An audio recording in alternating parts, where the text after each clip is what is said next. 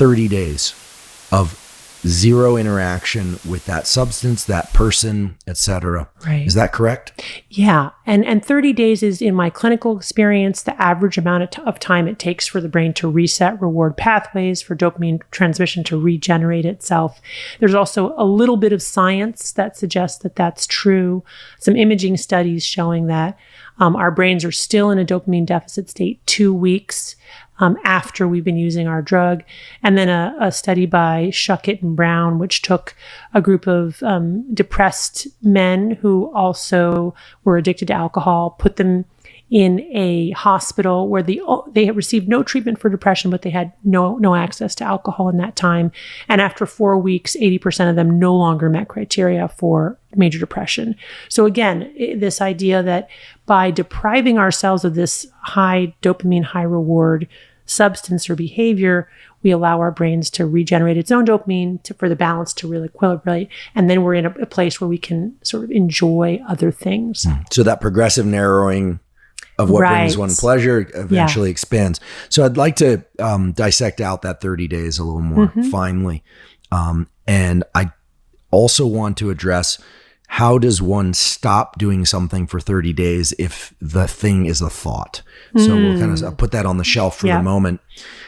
So days 1 through 10, I would imagine will be very uncomfortable. Yes. They're going to suck, basically, to be quite honest, because if the way you describe this pleasure pain balance, to my mind, says that if you remove what little pleasure one is getting, or a lot of pleasure from engaging in some behavior, that's gone. The pain system is really ramped up, and nothing is making me feel good. I'll just use myself as an example. I'm not in recovery, but that 10 days is going to be miserable. Right. Anxiety, trouble sleeping, physical agitation, and to the point where, maybe impulsive, angry.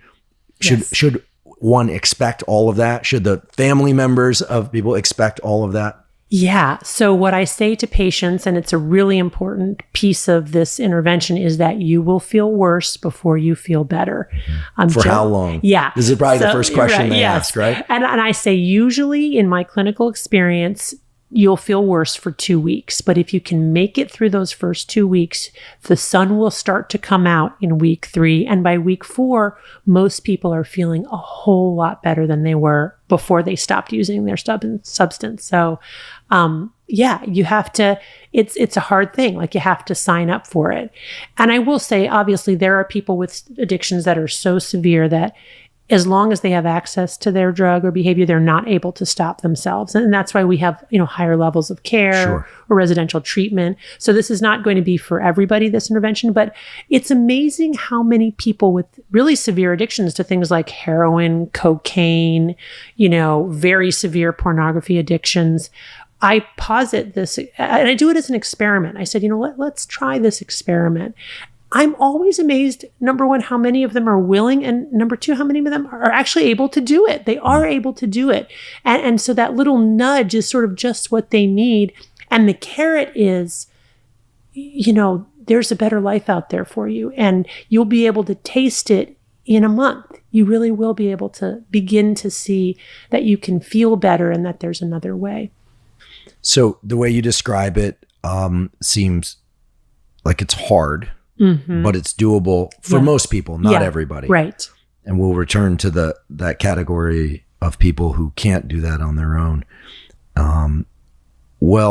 Then days 21 through 30, people are feeling better. The sun is starting to come out, as you mentioned, which translates in the narrative we've created here and supported by biology, that dopamine is starting to be released in response to the taste of a really good cup of coffee, for instance. Exactly. Whereas before it was only to insert, addictive behavior. Right. That's right. Whichever. Of course, coffee can be addictive too, but we'll leave that aside. Yeah. I feel like coffee has a kind of consumption limiting.